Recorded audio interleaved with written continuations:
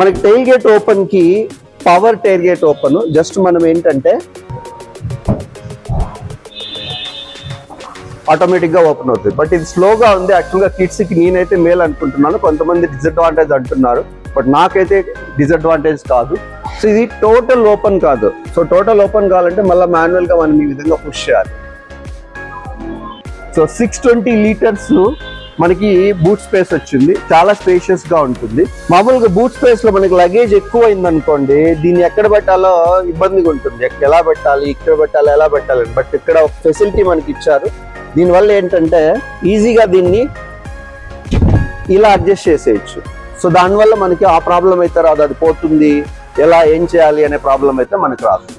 జనరల్గా మనం ఇక్కడ స్టెప్నీ ఉంటుంది అనుకుంటాం కదా, యాక్చువల్గా సిఆర్ఆర్లో ఇక్కడ స్టెప్నీ రాదు, బాటంలో స్టెప్నీ ఉంటుంది.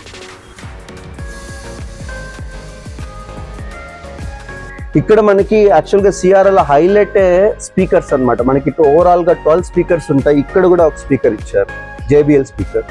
మనకి బూట్ లో ఒక లైట్ కూడా ఉంది. నెక్స్ట్ క్లోజ్ చేయాలి అంటే మళ్ళీ ఆటోమేటిక్ అనమాట, జస్ట్ బటన్ యూస్ చేసి ఆటోమేటిక్ గా క్లోజ్ అయిపోతుంది. ఇప్పుడు మనకు ఒక స్మాల్ టెస్ట్ చేద్దాం. నేను ఇప్పుడు ఓపెన్ చేసి ఇక్కడే ఉంటా, నన్ను తోసుకొని వచ్చేస్తాను, నో సెన్సర్.